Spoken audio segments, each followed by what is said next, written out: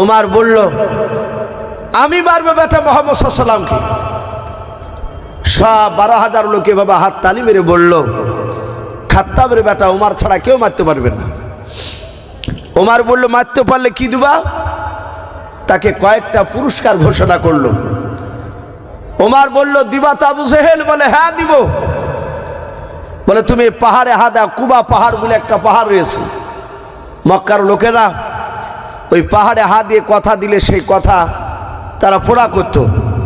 সে সময় আবু জেহেল বলে, আমি কথা দিলাম। বলে, তাই? বলে, হ্যাঁ। বলে, একটা বিষাক্ত ছোরা দেন। ওমরকে একটা বাবজি ছোরা দিল। ছোরাটা বাবজি কোমরে ভরে নিয়ে ওমর দৌড়াচ্ছে রাসূলুল্লাহকে মারবে। মুহাম্মদ সাল্লাল্লাহু আলাইহি ওয়াসাল্লাম অতি বাড়া বেড়েছে। 12,000 লোকের মধ্যে বাবজি কেউ হাত তুলেনি, শুধু ওমর তুলেছে হাত। হযরত ওমর বাবজি দৌড়ে চলে যাচ্ছে মরুভূমির ময়দান দিয়ে। ময়দানে যাচ্ছিল, দেখছিল রাসূলুল্লাহর একজন সাহাবা, কিতাবে নাম এসেছে হযরতে নাঈম রাদিয়াল্লাহু তাআলা আনহু বলে নাম। নাঈম বলেন, ভাই ওমর, অত উত্তেজিতভাবে দৌড়া কোথায়? ডাক দিয়ে বলল, মুহাম্মদ সাল্লাল্লাহু আলাইহি ওয়াসাল্লাম আব্দুল্লাহর ছেলে, সে বড্ড বাড়া বেড়েছে, তার মাথাটা কাটতে যাচ্ছে, আমাদের নেতা আবু জেহেল বলেছে। নাঈম বলল, ভাই তুমি তো একাই, আর মুহাম্মদ সাল্লাল্লাহু আলাইহি ওয়াসাল্লামের তো সাথী আছে, তারা তো তোমাকে কম করে ছাড়বে না। যাহাতে আইবিলে স্যার ওমর আরো রেগে গিয়ে বলে, এই বেটা, তোর কথা শুনে মনে হচ্ছে তুই ওরই লোক। যারা ইমানদার হয়, আল্লাহওয়ালা হয়, পৃথিবীর কাউকে দেখে ভয় পায় না, একমাত্র আল্লাহকে ছাড়া। আমাদের ইমান দুর্বল, তাই ভাবছি আমরা ভয় করি, কিন্তু সাহাবাদের ইমান তার দুর্বল ছিল না। নাঈম বলল, ভাই আমি রাসূলুল্লাহর প্রকৃতি, আমি সাহাবা। ওমর বলল, তোকে আগে জবাই করব, তারপরে বেটা মুহাম্মদ সাল্লাল্লাহু আলাইহি ওয়াসাল্লামের কাছে যাব। নাঈম বলল, ভাই আমারও হাতে তলোয়ার রয়েছে, তুমি যদি আমাকে 10টা মারো, আমি একটা তো মারতে পারবো। এই ওমর, তোমারও হাতে তলোয়ার, আমারও হাতে তলোয়ার, তোমার দুটো হাত, আমারও দুটো হাত, তোমারও শরীরে রক্ত রয়েছে, আমারও শরীরে রক্ত রয়েছে। ওমর, আমাকে মারার আগে, নবীকে মারার আগে তোমার বাড়িটা ভালো করে খোঁজ নাও গা। ওমর বলল, বাড়ি মানে? বলে, খোঁজ রেখেছে তোমার আপন কলিজার টুকরা বোন ফাতেমা আর ফাতেমার স্বামী শাহিদ, এরা দুজনাতেই তোমার রাসূলের যে নবীকে মারতে যাচ্ছে সে নবীর কলেমা পড়ে মুসলমান হয়েছে। বলুন সুবহানাল্লাহ। ওমরের যা রাগ ছিল নবীর উপর, তার চেয়ে বেশি রাগ হয়ে গেল তার বোন বনের উপরে, তার দুলা ভাইয়ের উপরে। ডাক দিয়ে বলল, নাঈমকে, নাঈম এই কথা মিথ্যা বলছিস না তো? বলে, না, খোঁজ নাও গা, দেখতে বাবা। কিতাবে এসেছে শাহিদ আর ফাতেমা এরা দুজনে একজন সাহাবাকে ডেকে নিয়ে সে কোরআন শিখছিলেন। হযরতে খাব্বাব রাদিয়াল্লাহু তাআলা আনহু তিনি বাবজি কোরআন শেখাচ্ছিলেন গোপনে। সে সময় ওমরের ভয়ে প্রকাশ্য কলেমার দাওয়াত দিতে পেরেছিলেন না, চুপি চুপি কলেমার দাওয়াত দিতেন, দিনের দাওয়াত। দরজা লাগানো আছে, ওমর দরজার কাছে গিয়ে বাবজি এভাবে কান লাগিয়েছে, ইন্নী আলাল্লাহ। কোরআন শরীফে কেউ বলেছেন সূরা তাহা, কে বলেছেন তওবার, 3টে বাবজি আয়াত হযরত ওমরের কানে বাবজি আওয়াজ গিয়েছে। ওমর ডাক দিয়ে বলল, এই বোন, এই ফাতেমা, দরজা খোল। সাথে হাতে বাবজি যাহাতে ওমরের গলার আওয়াজ শুনে পেয়েছে। ফাতেমা বুঝতে পেরেছে তো আমার মায়ের পেটের ভাই, এ তো আমারই তো ভাই। এ মনে হয় বুঝতে পেরেছে নবীর কলেমা পড়েছে, আমাদেরকে আর তো বেঁচে রাখবে না। হযরতে ফাতেমা রাদিয়াল্লাহু তাআলা আনহা উনি ডাক দিয়ে বলেন, খাব্বাব, আমার ভাই কোরআনকে চিনে না, কোরআনকে অবমাননা করবে, কোরআনটা নিয়ে তুমি আড়ালে চলে যাও ঘরের ভেতরে। হযরত ফাতেমা কোরআনটা নিয়ে নাই, খাব্বাব বাবজি কোরআনের টুকরাটা বাবজি এভাবে বুকে জড়ে ধরে নিলেন। সে সময় কোরআন বাবজি আপনার গচ্ছিত ভাবে ছিল না, চামড়া লেখা থাকতো, গাছের পাতায় লেখা থাকতো, পাহাড়ের গায়ে লেখা থাকতো। হযরতে খাব্বাব কোরআনের বাপজি আয়াতগুলোকে বাপজি বুকের সাথে আপনার জোড়ে ধরে নিয়ে ঘরের আড়ালে চলে গেল। কিছু বলছেন? যাহাতে বাপজি ঘরে গেল, ওমর ডাক দিয়ে বলল, ফাতেমা দরজা খোল। আবার যাহাতে বলেছে দরজা খোল ফাতেমা। আর তারা স্বামী স্ত্রী দুজনায় চিন্তা করেছে, ভাই আমাদেরকে বোঝার বেঁচে রাখবে নাও, আমাদেরকে মারবে নবীজির কলমা পড়ার জন্য। ওমর তার বোন দরজা খুলতে দেরি হয়েছে বলে বাপজি লাত মেরে দরজাটা ভেঙে ফেললাও। এখনকার মতো সিমেন্ট বালি দিয়ে বাপজি আপনার সেই সময় দরজা করা ছিল না। যাহাতে বাপজি পায়ের লাত মেরেছে, দরজা ভেঙে গেল। ওমর ঘরে বাপজি তলোয়ার হাতে করে নিয়ে ডাক দিয়ে বলল, দৌড়ে গিয়ে তার আপনার দুলাভাই শহীদের বাম হাত দিয়ে দড়িখানা ধরল। দাড়িখানা খেয়ে বাম হাত দিয়ে ধরার পর ডাক দিয়ে বলেছিল, ভাই শুনলাম তুমি নাকি কলমা পড়ে নিয়েছো। বলো কলমা যদি পড়ে নাও তাহলে তোমাকে মারবো আর বেঁচে রাখবো না। এই ভাই নালে তুমি এখনই কলমা ছেড়ে দাও। শহীদ বাপজি সিংহের মতো গর্জন দিয়ে বলেছিল, ওরে ওমর ভাই, শুধু আমি একাই নয়, তোমার কলিজার টুকরা বোন ফাতেমা শুধু শুনে নাও, আমরা স্বামী স্ত্রী দুজনায় নবীজির কলমা পড়ে মুসলমান হয়ে গিয়েছি। ওমর আরো বাপজি রেগে গেল। ওমর বাপজি তার নিজের দোলা ভাইয়ের দাড়িখানাকে ধরে বাপজি টান মেরে ঝাঁকটা মেরে মাটিতে ফেলে দিল। হযরত ওমর দুলো ভাই আগলাতে পড়ে গেল। আগলাতে বাপজি পড়ে যাওয়ার পর ওমর বাপজি পায়ে আপনার নয়, তার বুকের ওপর দাঁড়িয়ে পা দিয়ে লাত মারতে লাগলো আর তলোয়ারের উল্টা পিঠ দিয়ে বাপজি আঘাত করতে লাগলো। ডাক দিয়ে বলে, ভাই কলমা ছেড়ে দাও। বলো কলমা ছাড়বে খেলাও। হযরত শহীদ কাদের বলে, ভাই উমর, মারতে মারতে যদি ধুলার সাথে আমাকে যদি মিশিয়ে দাও, এই কলিজার ভিতর থেকে নবীর কলমাকে বের করতে পারবা না। বলুন সুবহানাল্লাহ। হযরত বাপজি আপনার ফাতেমা তাকে দেখলাও, আমার স্বামীকে আমার ভাই মারতে মারতে মেরে ফেলবে, রক্ত ঝরতে লেগেছে। হযরত ফাতেমা দৌড়ে গিয়াও নিজের স্বামীর বুকের ওপর শুয়ে পড়ে বলেছিল, ভাই আমার স্বামীকে মেরো না, আমাকে মারো, স্বামীকে ছেড়ে দাও। হযরত বাপজি ওমর এত অন্ধ হয়ে গিয়েছিল, তার দিলটা পাথরের মতো শক্ত হয়ে গিয়েছিল রে বাবা। ওমর নিজের বোনের ওপর বাপজি সেই সময় রহম হলো না। নিজের বোনের ওপর রাগ করে বাপজি থাকতে না পেরে ওমর চুলের মুঠিখানা বাম হাত দিয়ে ধরে বাবা আগুনেতে টান মেরে ফেলে দিল। দাঁড়াস করে বাপজি চিত হয়ে পড়ে গেল। হযরত বাপজি ওমর দৌড়ে গিয়ে তার বোনের বুকের ওপর দাঁড়িয়ে পা দিয়ে বাপজি লাত মারতে লাগলো আর বলতে লাগলো, ওরে বলু ফাতেমা, মারতে মারতে তোর বুকের বাতাগুলো ভেঙে দেব, বল এখনো নবীজিকে ছাড়বে খেলাও। তলোয়ারের উল্টো পেট দিয়ে বাপজি আবার মারতে শুরু করলাও। ফাতেমা ডাক দিয়ে বলেন, ভাই মারো গো, নবীজির কলমা ছাড়বো নাও। আবার মারতে শুরু করলাও। এত মার মারে হযরত ফাতেমা একটিবারও বাপজি বলে নাই যে আমি কলমা ছেড়ে দেব। যত মারে তত ফাতেমা চিৎকার করে বলে, ভাই আরো মান ভরে তুমি মারো। ভাই শুনে নাও, আমাদেরকে মেরে ফেলতে পারো কিন্তু নবীজির কলমা আমার কলিজা থেকে বের করতে পারবা নাও। হযরত বাপজি ওমর দেখলে এত মার মারলাও। ওমর থেকে দেখছে আগুনেটা বাপজি রক্ত রঞ্জিত হয়ে গিয়েছে। ওমর ডাক দিয়ে বলেন, বল ফাতেমা, এমন কি জাদু করেছে তোদের দুইজনকে তোরা কলমা ছাড়বি নাও? ওরে বোন, একটিবার আমার কাছে জানের ভিক্ষা চা, তাইলে আমি মাঠটা তোদেরকে বন্ধ করে দেব। হযরত ওমরের বোন ফাতেমা ডাক দিয়ে বলেছিল, ভাই যেই নবীর কলমা পড়েছি সেই নবী জনাবে মুহাম্মদ রাসূলুল্লাহ সাল্লাল্লাহু তাআলা আলাইহি ওয়াসাল্লাম বলেছেন, একমাত্র আল্লাহর কাছে ছাড়া কারো কাছে সাহায্য চাওয়া যাবে না। ওগো ভাই, মারতে মারতে মেরে ফেলাও, কিন্তু তবু তোমার কাছে জানের ভিক্ষা চাইব না। আমার আল্লাহ নিশ্চয়ই দেখতে পাচ্ছেন, মৃত্যুর পর আমাদেরকে আল্লাহ নিশ্চয়ই জান্নাত দিয়ে দেবেন। উমার বাপজি দেখলো, আরে ইয়া তোমার মারলাম, একটি বারও নরম হলো না। ওই নবীজির কথাটা বাপজি একবার বলছে না ছাড়বো না, ছাড়বো এই কথা বলছে না। ডাক দে বলো, বোন রে, আমি দরজায় দাঁড়িয়ে আমি শুনছিলাম কি যেন গুনগুন করে পড়ছিল বল।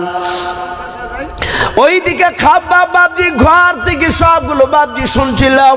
হযরত উমরের বোন ডাক দিয়ে বলো, ভাই আর মারবা নাও? বলে, বোনরে আর মারবো নাও।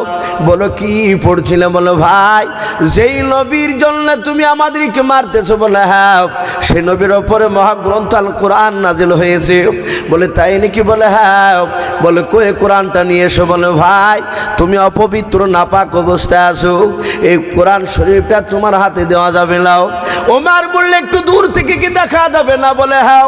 ওমরকে বলল, তোমাকে গোসল করতে পারলে তবে তোমাকে দেওয়া হবে। ওমর বলল, গোসল করার আগে আমাকে একটু দেখাও, এত সুন্দর কি যেন পড়ছিল গুনগুন করে তোমরাও। খাব্বাবকে বাপ যে ডাক দিল, খাব্বাব বেরিয়ে আসলেন। হযরত ওমরের সামনে আবার কয়েকটা বাপ যে আয়াত তেলাওয়াত করলেন কোরআনের। হযরত ওমরের বাপজি ভাষা ছিল আরবি, নবীর ওপর কোরআন নাজিল হয়েছিল বাবা আরবি ভাষায়, কারণ আমরা সকলে জানি মক্কার ভাষা ছিল সেই সময় আরবি। আল্লাহ রসুলের উপর কোরআন নাজিল হয়েছে আরবি ভাষায়। নবীজির কোরআনগুলো বাপজি শোনার পর ওমরের দিলটা বাপজি নরম হয়ে গেল। আল্লাহ বলেন, আমি যখন যাকে হেদায়েত করব, হেদায়েত নূর তার দিলের ভিতরে জ্বালিয়ে দেব, সেই লোকটাও আর থাকতে পারবে না নবীজির কাছে না যাওয়া পর্যন্ত। ওমর বলল, ভাই এত সুন্দর কথা কোথায় পেলাম? বলে, সেই নবী জনাবে মোহাম্মদ রাসূলুল্লাহ সাল্লাল্লাহু তাআলা আলাইহি ওয়াসাল্লামের কলমা পড়ার জন্য তুমি মারছিলে। বলে, হ্যাঁ। বলে, ভাই ওই নবীর মুখ থেকে কথাগুলো শুনবো, একটু নিয়ে চলো। হযরতে খাব্বাব বাপজি বেরিয়ে আসলো, হযরতে আমার সাইদ বেরিয়ে আসলেন ঘর থেকে, ফাতেমা বেরিয়ে আসলেন। ওমরের মাথায় বাপজি মস্তানি পাগড়ি বাঁধা আছে, হাতে তলোয়ার খানা আছে। হযরতে খাব্বাব, সাইদ আর ফাতেমা তিনজনা চলে যায় ওমরকে নিয়ে।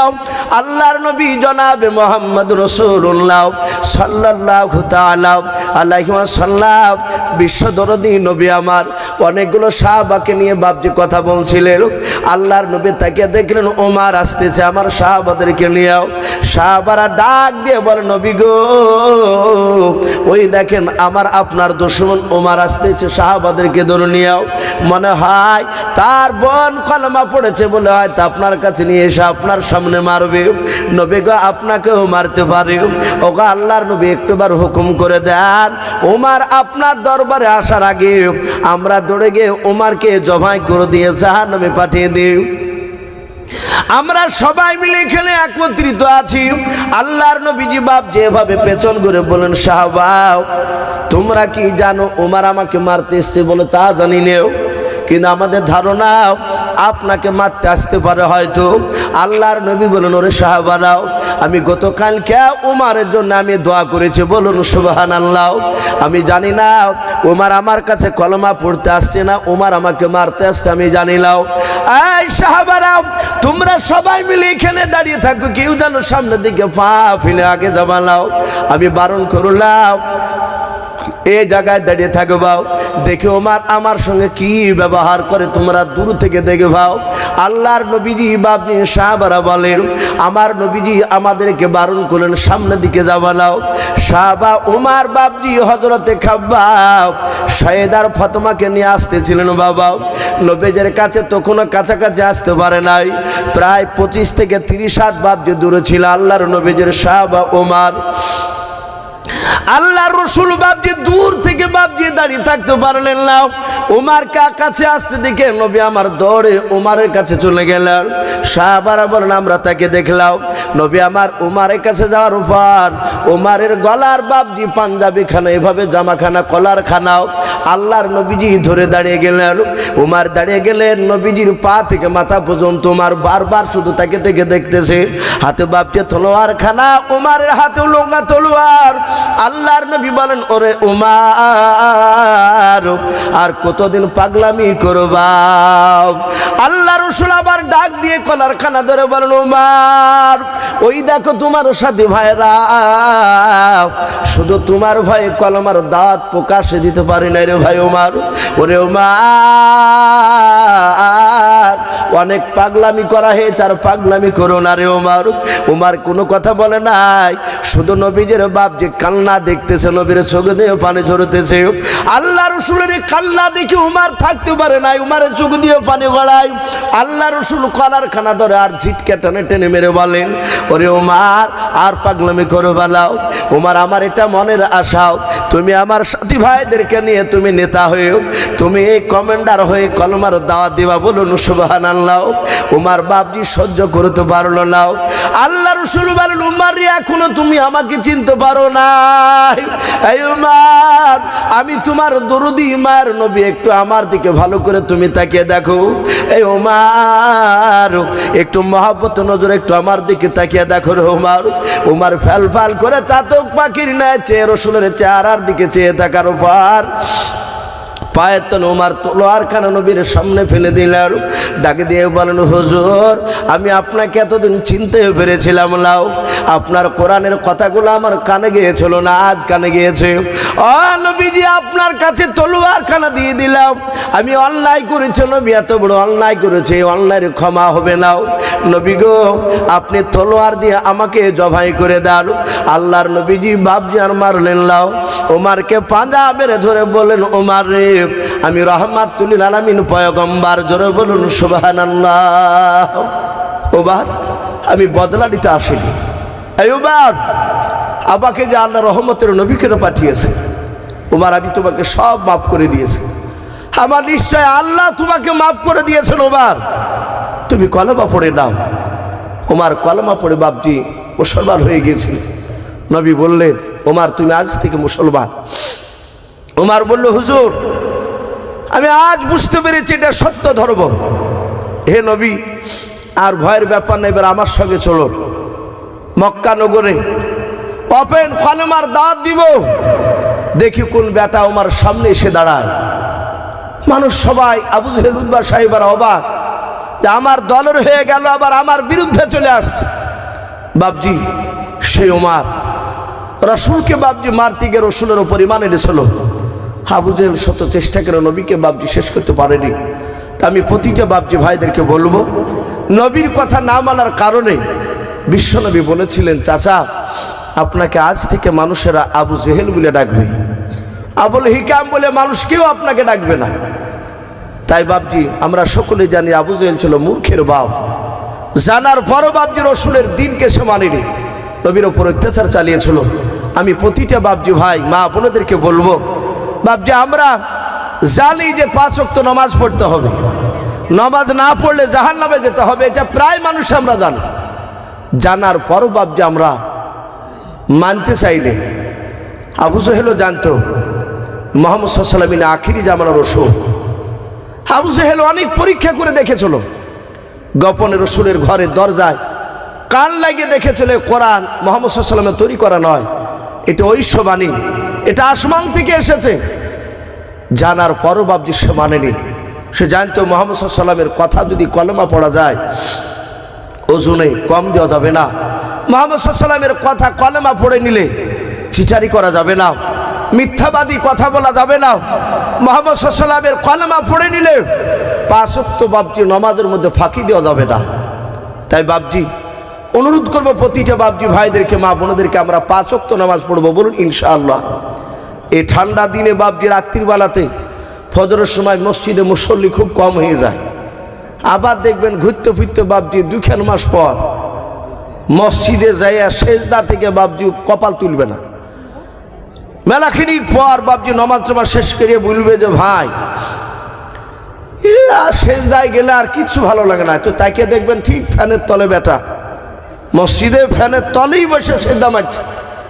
ওর সেজদা কিন্তু বাপজি আল্লাহর ভয়ে নয়, ওর বাড়িতে কারেন্টের বিল ফুটবে বলে বাপজি এখানে বেশি লম্বা টাইম দিয়ে সময় কাটাতে চাইছে।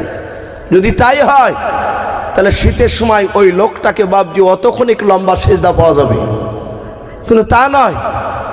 শীতে অনেক মুসল্লি নাই, আবার দেখবেন গরমের সময় নতুন নতুন বাবজি যারা বাদ দিয়ে দিয়েছে 6 মাস আগে, তারা আবার বাবজি নতুন করে নামাজের দিকে যাবে। বাবজি অনুরোধ করব, নামাজ এত গুরুত্বপূর্ণ। আমার বিশ্বনবী দরুদ নবী বলেছেন, নামাজবিহীন কোনো মানুষ জান্নাত যেতে পারবে না। জোরে বলুন সুবহানাল্লাহ। নামাজ পড়াই লাগবে।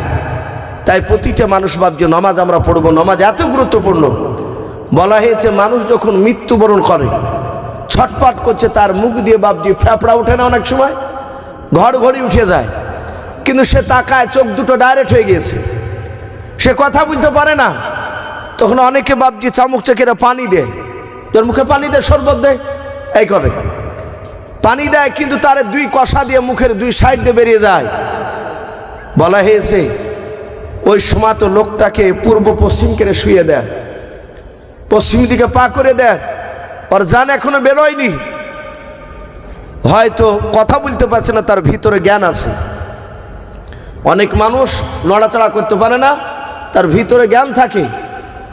বলে তার যদি ভিতরে জ্ঞান চলে আসে, হয়তো ইশারায় নামাজের টাইম হলে হয়তো নামাজ পড়বে। বলুন সুবহানাল্লাহ। তখনও নামাজ মাপ নাই, যদি তার জ্ঞান ভিতরে থাকে। এই জন্য বাবজি খুব সাবধান। আজ দুনিয়ার পরিস্থিতি বাবজি ভালো নাই, তা আমরা সকলেই জানতে পারছি। আজ গোটা পৃথিবীতে বাবজি অশুভ শক্তির বাবজি শক্তি ছাড়া দিয়েছে, এটা সকলেই জানতে পারছি। আল্লাহ বলেছেন তার রাসূল যে আমার আল্লাহর কাছ থেকে যখন বান্দারা দূরে সরে যাবে, তখন আল্লাহ রাব্বুল আলামিন তার কওমের মধ্যে থেকে বাবজি এমন একটা জালেম বাদশা খাড়া করবে, দিয়ে বাবজি শাস্তি করাবে। আমাদের বাবজি সামনে দিন খুব খারাপ ঘনিয়ে আসছে। একটাই শুধু বাবজি আমরা নামাজ থেকে দূরে সরে গেছি। আজই একটা আমার ভাই গল্প করছিল, সকালবেলায় একটা লোককে নিয়ে যাচ্ছে, সে কোনোদিন রোজা রাখে না, রমজান মাসে রোজা রাখে না। তো বলে যাচ্ছে, সে বলে বলছে আমার ভাইকে যে চাচা আবা তো রোজা চলে আসলো। তখন বলছে যে আবা আসলো মানে রোজা। আদৌ রোজা করে না, কিন্তু ইফতার করে, ও দাঁতন করে, মানে একটু মোড়ল টাইপের মানুষ, প্রেস্টিজের ব্যাপার। লোকে যদি বুঝে নেয় যে রোজা করে না, কিন্তু বাড়ি আসন পাশবার লোকরা জানে যে রোজা করে না। তা এই রমজান মাস যাহা তার সামনে বুলিয়েছে, বলছে আবার সামনে আসছে, আর বেশি দিন না, বলছে আবার চলে আইলো, মানে এতই কষ্ট। তাই বাবজি আমরা রোজার জন্য দোয়া করব। বলুন ইনশাআল্লাহ।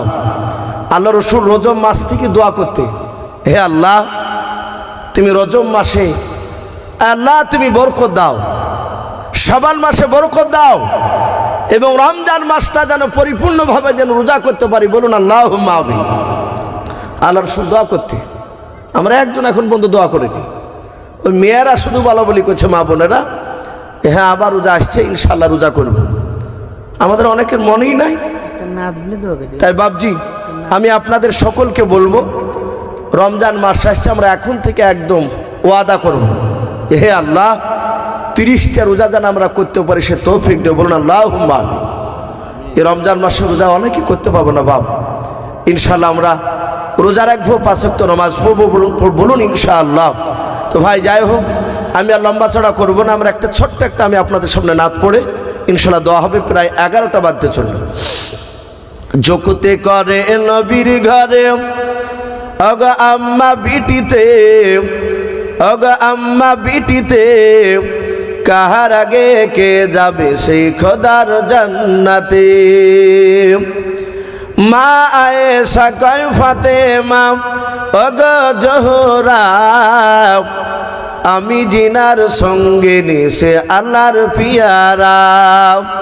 পিতা আয় আমার আবু বকর প্রথমে ইমানদার, অগ প্রথমে ইমানদার, সব বিবিদের চেয়েও বেশি আমার অধিকার। আমার কাছে হাদিসিয়াত, আমার কাছে হাদিসিয়াত, নাই কাহর কাছে, অগ নাই কাহর কাছে, কাহার আগে কে যাবে সেই খোদার জান্নাতে।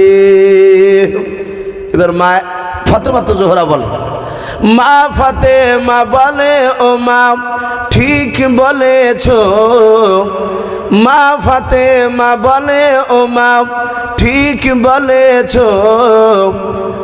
এত কথার মাঝেও তুমি আসল বলেছ।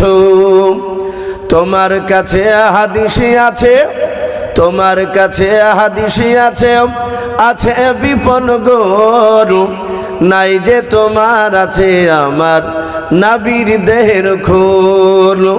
কেমন স্বামীর খুনকে তুমি রাখবে পিছেতে, অগ রাখবে পিছেতে, তোমার আগে জান্নাত যাব। আব্বা জান নবী বলেন যে যুকুতে করে নবীর ঘরে, অগা আম্মা বিটিতে, অগা আম্মা বিটিতে, কাহার আগে কে যাবে সেই খোদার জান্নাতে। ভাই বেশ কিছু কথা আলোচনা করেছি, বলার মধ্যে ভাষার মধ্যে যদি ভুল হয়ে যায় সকলে ছোট ভাই কিংবা ছোট ছেলে সবাই ক্ষমা করবে। আল্লাহ যদি বেঁচে রাখা আবার হয়তো কোনো দিন দেখা হবে ইনশাল্লাহ। এই বলে আমার বক্তব্য শেষ করলাম। আখিরি দাওয়ানা আনিল হামদুলিল্লাহি রাব্বিল আলামিন। হুজুর দোয়া করে দেন। আসসালামু আলাইকুম ওয়া রাহমাতুল্লাহি ওয়া বারাকাতুহু। মানুষ যারা আছি আমরা চলে আসি ভাই, দোয়া হবে। আজকে আলহামদুলিল্লাহ রাসূলুল্লাহি গ্রামে খুব ভালো জলসা হলো। আমাদের ছাত্রদের প্রতিযোগিতা, কোরআন কেরাত, গজল, বক্তব্য, বিভিন্ন কুইজ ইত্যাদি নিয়ে আলোচনা হয়েছে। আজকে প্রথমেই ধরতে হবে আমাদের এই জলসাটা। খুবই আমাদের উদ্যোগ ছিল আলহামদুলিল্লাহ, যথেষ্ট মেহনত পরিশ্রম, টাকা পয়সা, যুক্তি পরামর্শ দিয়ে আজকে এই জলসা যেন করা হলো। ইনশাল্লাহ আবারও যদি আল্লাহ পারে হবে, আমাদের চেষ্টা উদ্যোগ থাকলে ইনশাল্লাহ অবশ্যই হবে। তো ভাই কমিটির ছেলেদেরকে বলবো আসি, আমরা যারা অংশগ্রহণ করেছি সকলকে বলছি, যারা আছি দুরুসুবি আল্লাহুম্মা সাল্লি আলা মুহাম্মাদিন ওয়া আলা আলি মুহাম্মাদ কামা সাল্লাইতা আলা ইব্রাহিম ওয়া আলা আলি ইব্রাহিম ইন্নাকা হামিদুম মাজিদ। আল্লাহুম্মা বারিক আলা মুহাম্মাদিন ওয়া আলা আলি মুহাম্মাদ কামা বারাকতা আলা ইব্রাহিম ওয়া আলা আলি ইব্রাহিম ইন্নাকা হামিদুম মাজিদ। আল্লাহুম্মা আমিন। اللهم آمين. بسم الله الرحمن الرحيم. الحمد لله رب العالمين الرحمن الرحيم مالك يوم الدين إياك نعبد وإياك نستعين اهدنا الصراط المستقيم صراط الذين أنعمت عليهم غير المغضوب عليهم ولا الضالين. ربنا ظلمنا أنفسنا وإن لم تغفر لنا وترحمنا لنكونن من الخاسرين.